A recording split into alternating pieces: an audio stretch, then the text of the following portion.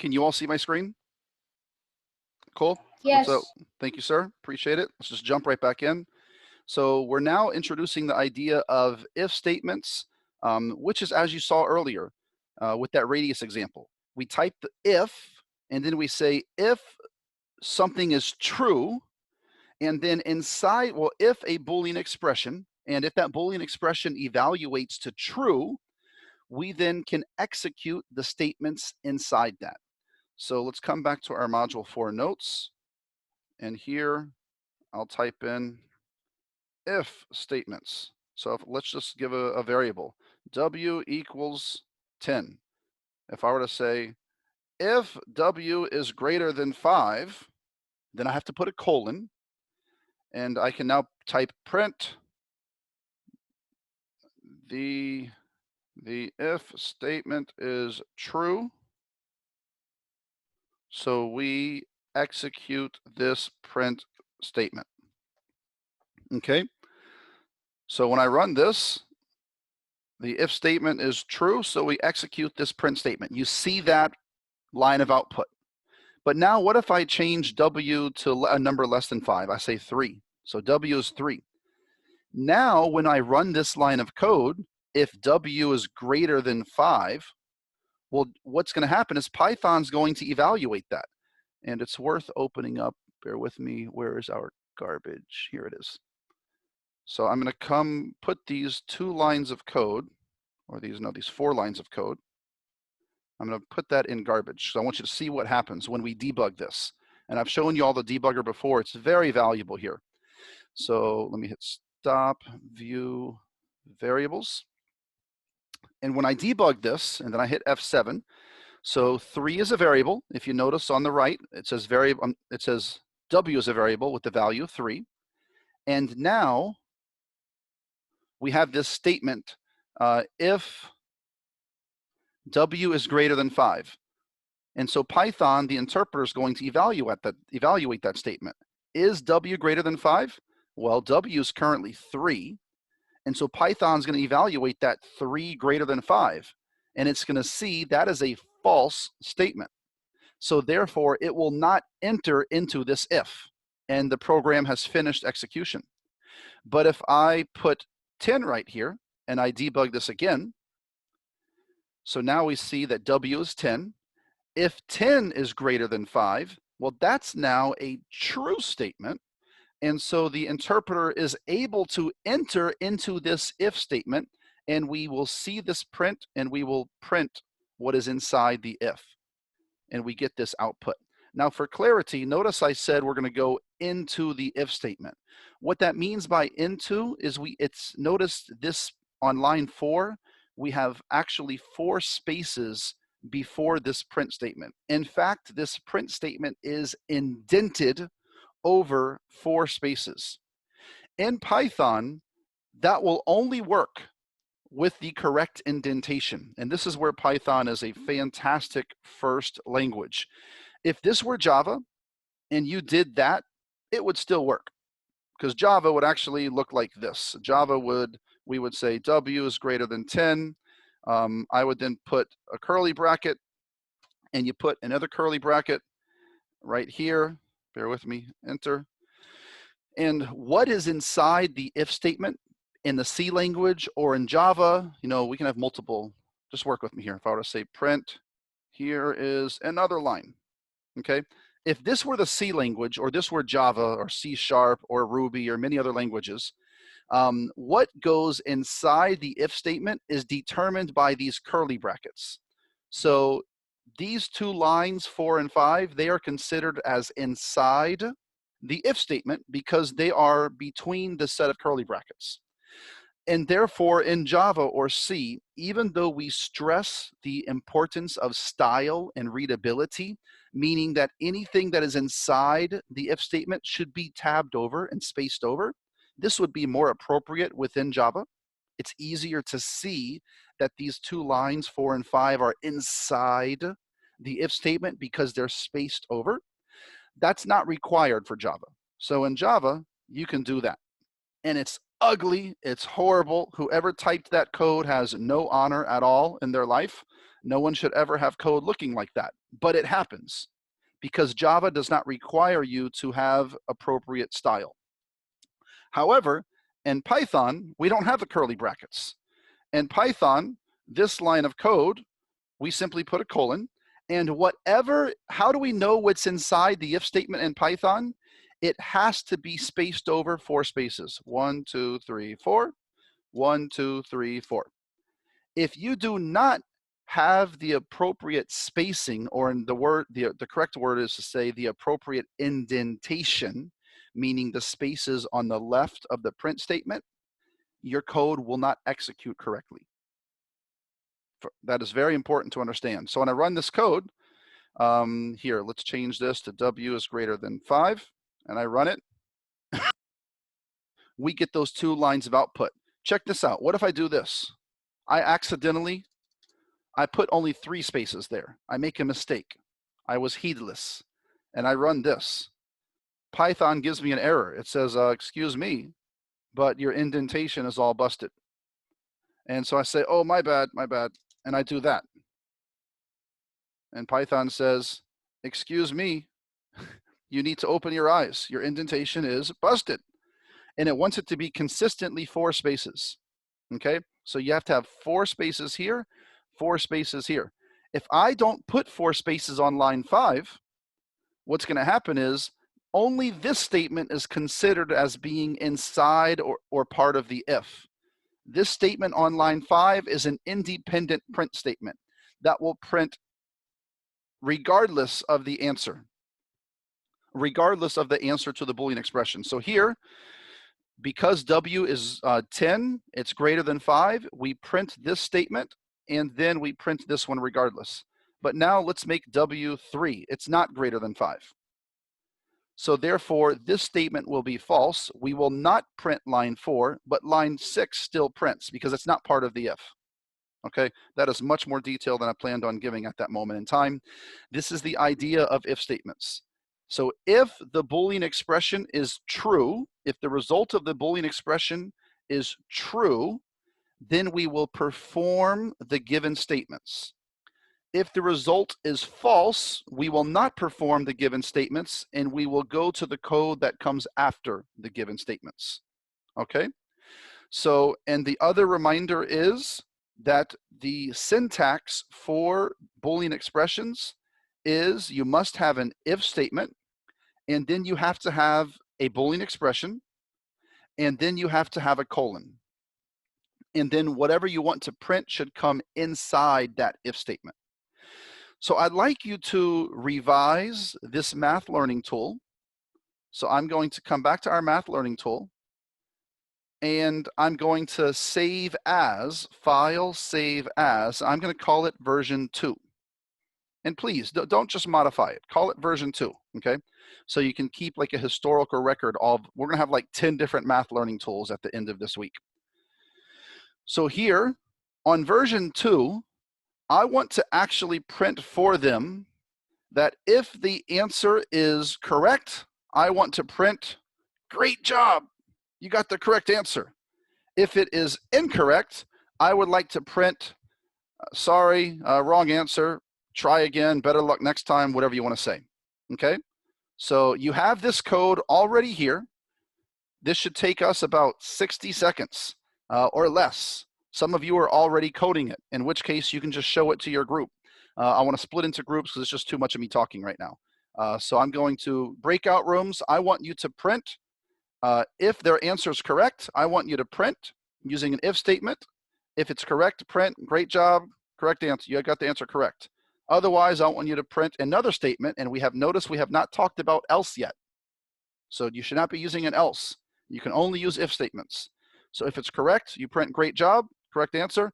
If it's incorrect, you print incorrect answer, try again next time. Better luck next time, okay? So here's our breakout rooms. I'm only gonna go do this for a whopping, let's make 3 rooms for a whopping 60 seconds, 90 seconds maybe.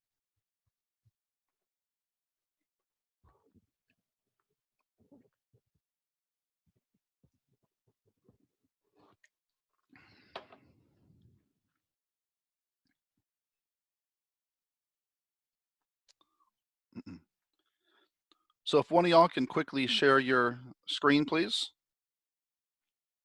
Sure. And just give us a group answer. Thank you, David. It's already done. I haven't finished this Yeah, it's part. okay. I've just copy and paste. Cool. Just explain it to everyone in the room, though. If answer is it compares num1 plus num2, it will print good job, and then I just copy and paste, so I have to modify it a bit. If it does not equal, prints, let's just go with bad job. Bad job. I like it. Bad job. It's fantastic. Bad job. David, I'm gonna start doing that for my students on their exams. Bad job. Horrible. Fantastic. I'll be right back. Actually, I won't be back. I'll call y'all to the main room. Let me go check on the other two. Here it is. I have if num1 plus num2 equals answer, then great job. And then I did if num1 plus num2 doesn't equal answer, then you entered the wrong answer. Try again. That's so nice of you. The last group was like, bad job. So, fantastic. Cool. Let me go check on the final group and we'll bring everyone back. Dude, that took way too long. You should have been typing while we were doing it. Anyway, the other group's already done. I'm bringing everyone back to the main room. Wow. What?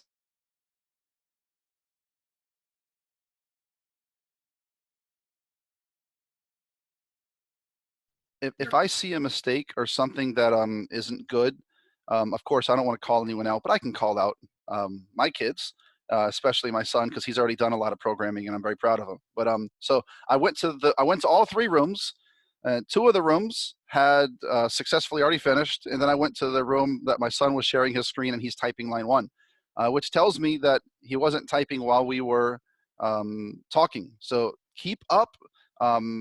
You should already have the problems. As you see me typing, you should be typing. That's what you should be doing while we are typing. And so the other rooms I went to had already typed up all of the code, so you only had to change one line. So can you show me very quickly, David, your code? 10 seconds, you can just leave it up. I just thought Sure. bad job was funny. And it's pretty straightforward.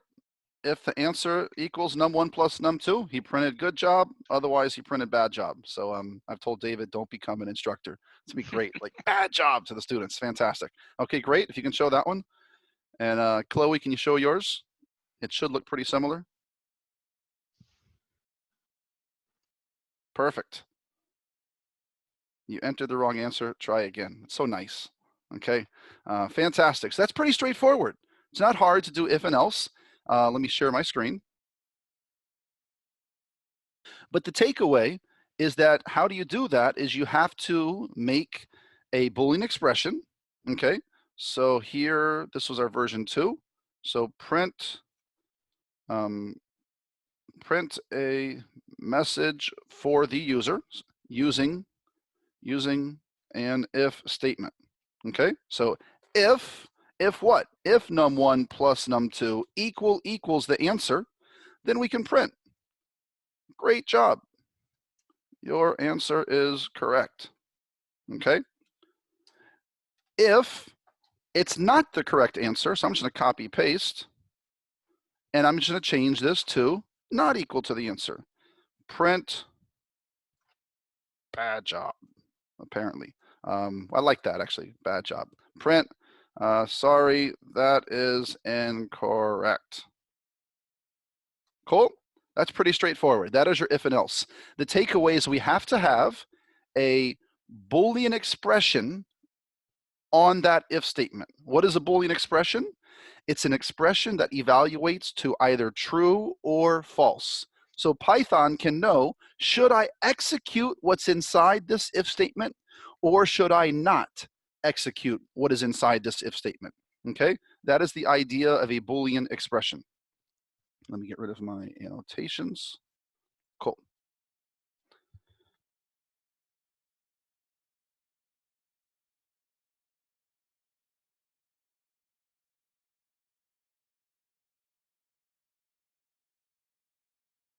You're muted somehow? Sorry about that. I hit my mic. So here was a solution that I had posted. Your answer was incorrect. So in fact, we could have, y'all can hear me, right? Cool. So here, if their answer was incorrect, sorry, that is incorrect. The correct answer is, and then we can put the correct answer on the next line using formatted printing. So here I would say this plus this equals this dot format num1, num2. I was about to put answer. That would be wrong. Here I need to put num1 plus num2, right? So here, num1 is going to come into the first curly brackets. Num2 comes here. And what do I want to come here? I don't want to put the variable answer because that's the user's answer, which was wrong, right? So I'm going to put there as the third number that needs to come into here. I'm going to say, yeah, add num1 and num2 and put that there. So let's check it. 1 plus 8 equals 7, which is wrong. Sorry, that is incorrect. The correct answer is 1 plus 8 equals 9. Cool. So that is our introduction to, our introduction to if and else, or no, if. So what about if we want to check if a number is even or odd? We introduced this very quickly, I think 2 weeks ago. So how do we check? What is something that we learned to know if a number, how do we just, in math, forget code, in math, how do we know if a number is an even number? Anyone? If the number can be divided by 2. Perfect. If the number can be divided by 2. Now, let me add to that, Mariam, for clarity, because I think we all understand that. But when we say divided by 2, we mean we mean cleanly divided by 2. Because, of course, I can take a calculator and I can say 8.365 divided by 2. I can divide that by 2, right? So what you mean is if a number is an even number, that it's cleanly divided by 2 with no remainder, right?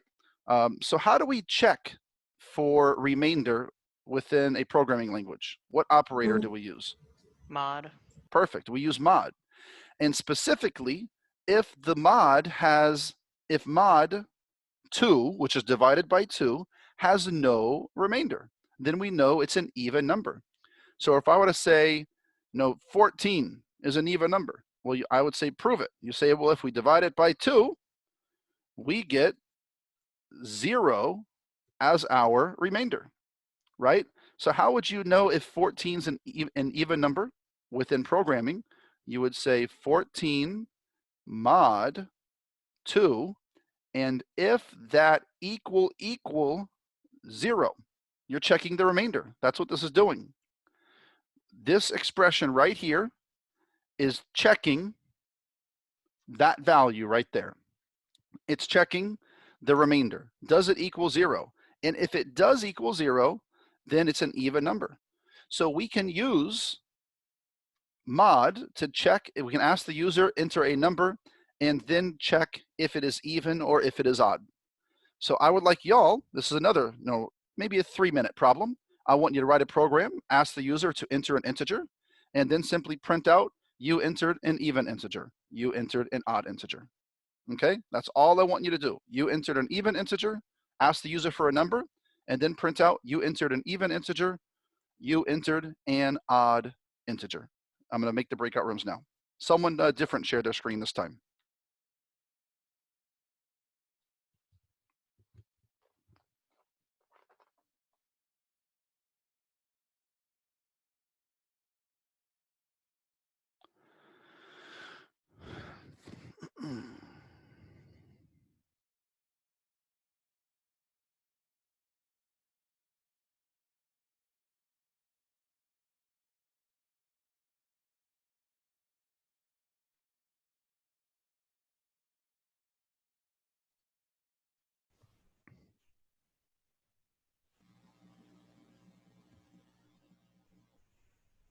So who's What's up? Hear sharing? me? Well, Mozart was, I think, trying to. Yeah, We can't see your screen, Mozart. I can see his screen. Oh, I thought that was your screen. Never mind. You tripping. Hold up. Can someone else share the screen? You're sharing the screen. Yeah. So make a new problem What is that? What is that? What are you opening? Oh, Make a new one and call it what? Okay, that's a great name. So choose good names so you can actually okay. understand and look for those things later on. Hold on. You keep opening. You're not opening. You're making something new. Okay, wait. I'll close that. and Close keep going. that. New. So what do you want to call it? Hit save. Call it even or odd number. Even or odd. It doesn't matter. Yep. Yep. Okay. So, help me out. Help me out here, guys. Yep. He can type. Help him out. Quick. Farha, what do we do?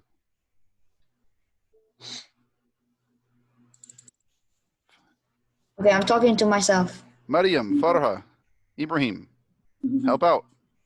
Okay. Num equals int input. Prompt the user to enter an integer. Then you're gonna put an if statement, and I'll let you get there first.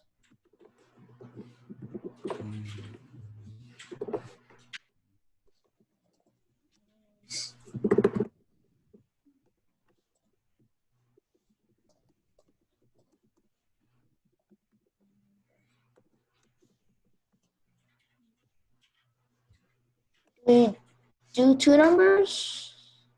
No, just one. All right, so you gotta check if it's even now. So use an if statement. What? An if statement, just like before. If.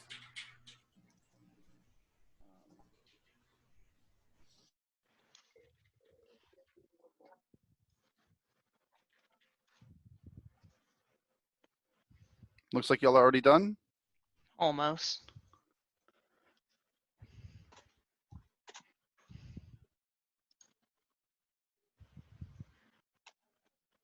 Yeah, you're just forgetting colons. Yeah.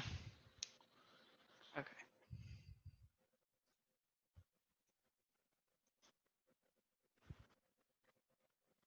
Yeah, you didn't prompt the user, so it's just waiting on your input. Yeah. So you can just type something. Cool. I'm gonna go visit the last room. All right. Looks like it's working. Yep. Awesome. I'm gonna ask you, Charles, to just share your screen when we get back, please. Understood.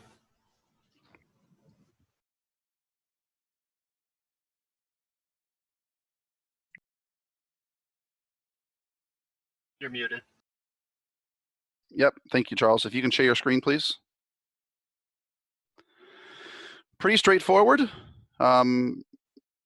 Scanned in an integer and then checked if that number was divisible by 2 on line 3 if number mod 2 equals 0, right?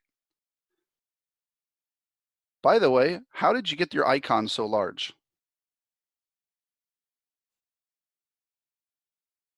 Charles, you're muted.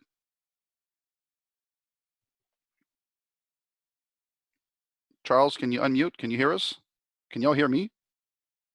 I have no idea. Okay, so you don't know how those icons got so large? That's great though, because I've had students who've asked and they were so, they were very small. They were wondering how to actually increase the size. So anyway, it's pretty straightforward, the code. If number mod 2 equals 0, that's checking is there no remainder, therefore it's even. If number mod 2 does not equal 0, or I saw another group, I think it's had equal 1, because either when you mod by 2, when you divide by 2, either there's no remainder or there's a remainder of 1. So on line 6, you could say equal 1 or does not equal 0, and that would give us an odd integer. Great job. I think that's clear. Everyone had that correct.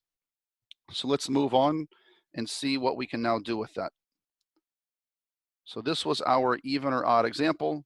As you can see here, if num mod 2 equals 0, you entered an even number. If number mod 2 equals 1, you entered an odd number. So that's just using if. And so finally, we get to something, no one would do those sets of code with 2 if statements. So the way we had coded this one here, the Math Learning Tool version 2, no one would put if the answer is correct, like if num1 plus num2 equals answer, print that, And then if you want to check if they got the answer wrong, no one would do that line of code on 18. Okay, so I'm going to go ahead and very quickly hit save as. I'm going to call this version 3. Again, it's worth making all these versions. It's not like these files are very large. So here, what we learn and we introduce on this slide, slide 27, is the idea of else. Basically, if, then you have a Boolean expression, okay? So if some Boolean expression, which evaluates to true or false, right here, so if that expression, which is true or false, so if it's true, we execute those statements.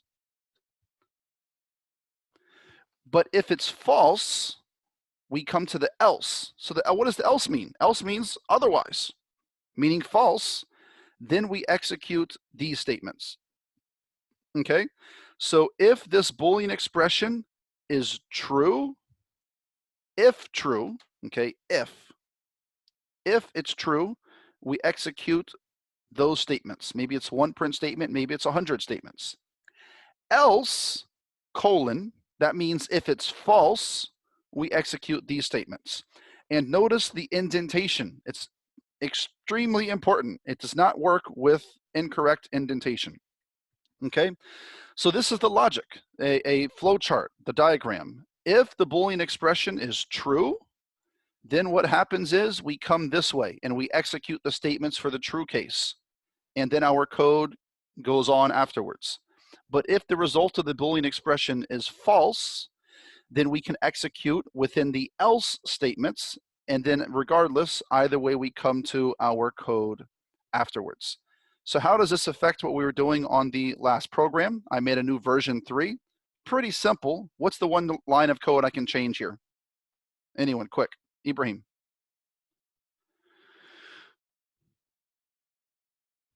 Where are you listening, Ibrahim?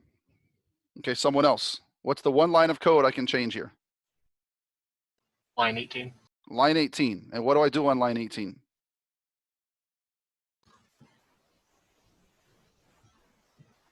I can't hear you. You replace it with else. I just put else. Okay. So line 18, I simply replace it with else.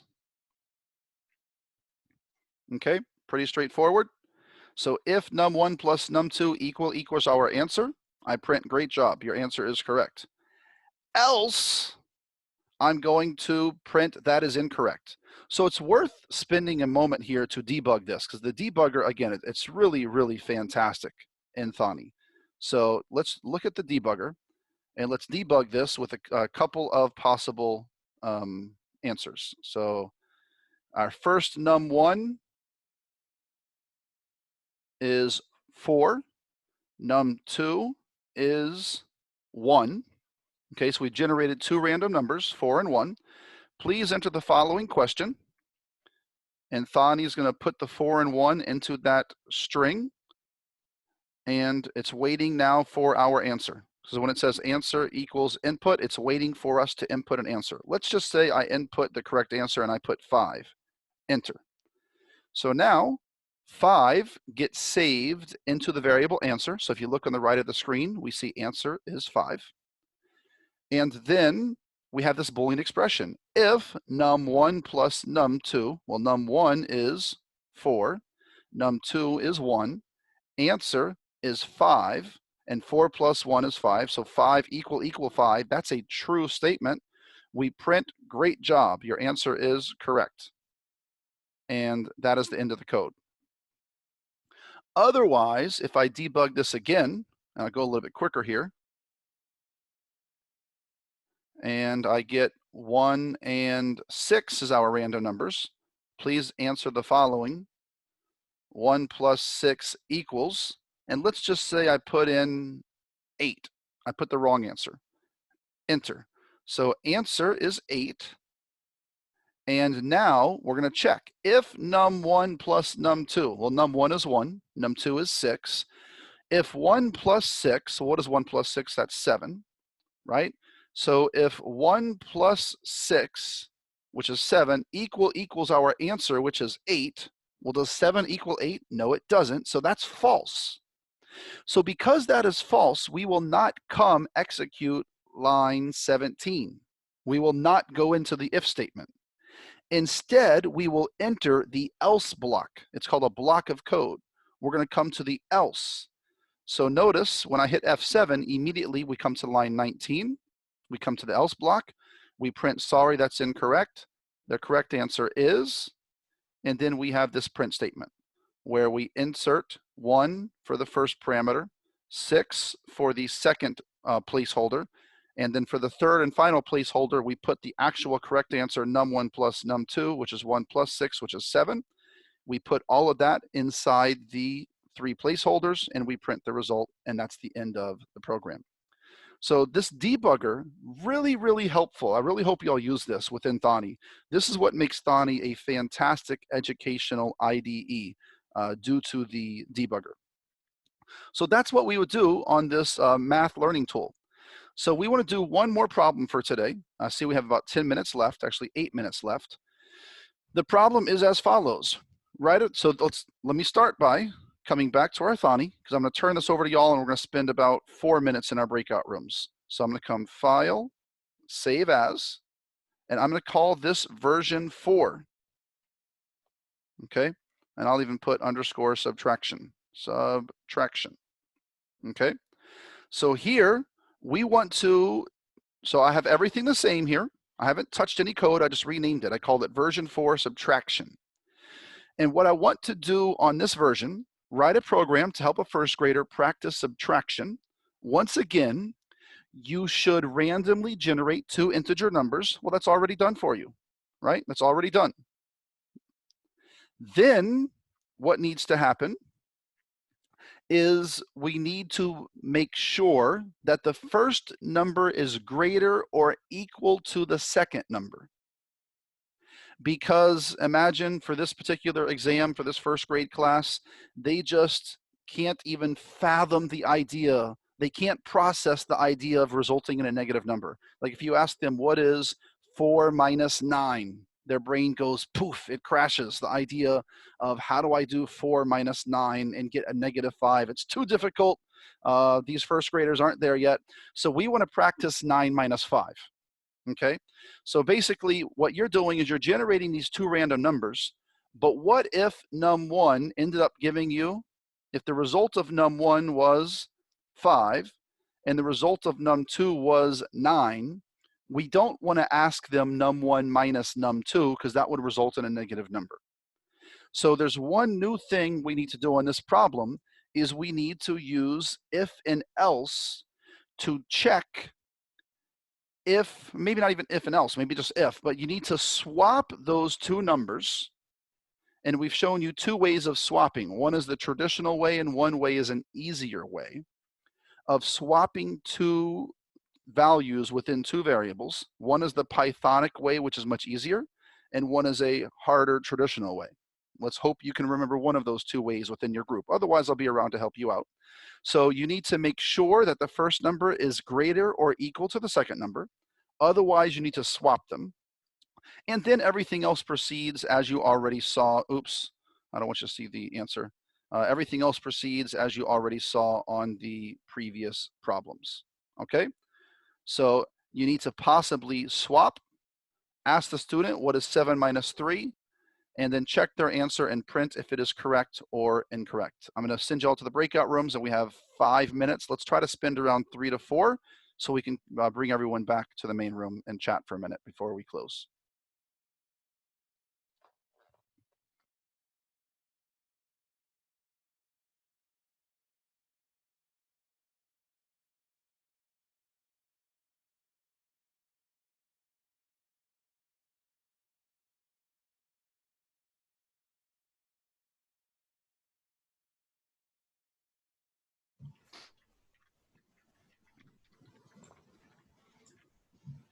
So who's going to share?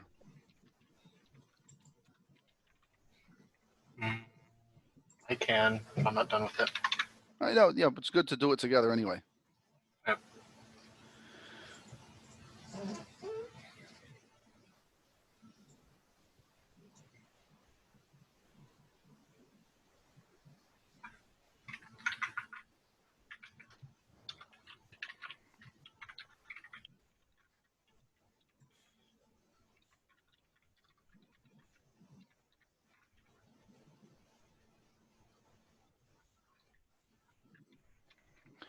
So I can also see that by watching you that you have, due to the way you're coding, that you've, I already know, Charles, you've coded before, but specifically I can see that you've either done C or Java, is that correct? Yes, I have done Java. Yeah, just due to your use of parentheses, which is, you have to have those, but in Python, you don't actually have to have the parentheses around those Boolean expressions. Mhm. It's actually considered strange for Python. Do you want to just remove them, or do you want me to keep them? I mean, I would encourage you to remove it just to develop, if you're trying to learn Python, to develop good. I'm a Java programmer more than I am a Python programmer. I don't want to say I prefer Java, but yeah, I mean, I've been coding Java and C much longer than I've coded Python. But yeah, I would encourage you, whatever language you're learning, to try to do it within that language. But that all looks good. I'm gonna go visit another room real quick, see how they're doing.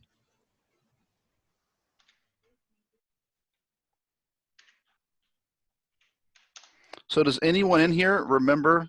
There you go. Okay. I think this was it, but I'm not. Yeah, that's exactly it.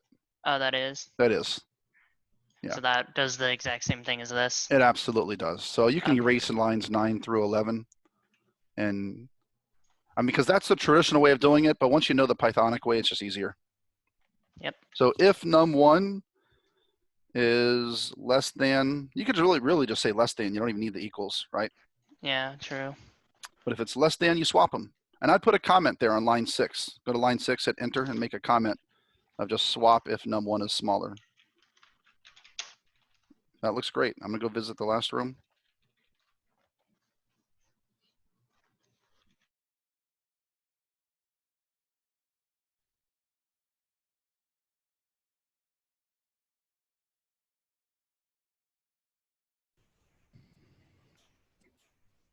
So how's it going? Done. Oh, now you're trying to get fancy. After now you're flexing. What? Well, that you generated them two on the same line. If I did it with num1 alternatives. if num1 is less than num2, cool. Sum, Oh wait, I forgot to change that from my previous thing. is that So be that product? should be. Well, isn't product for multiplication? It is. Difference, There you go. call it diff. Diff. And equals. Oh, miss my Per- nippies. Personally, I don't like that. Just do me a favor so we can stay consistent with the other groups. If you can just say, if you can make your print statement, and we don't have much time, so I wanted you to, on line 10, I wanted you to have a print statement with the formatted printing, and then you read your input on the next line. So on line 10, Okay. click line 11 quickly. Line 11. Here. No, line 11, quick, please. Type diff equals int input, or just copy paste that off. The diff equals int input.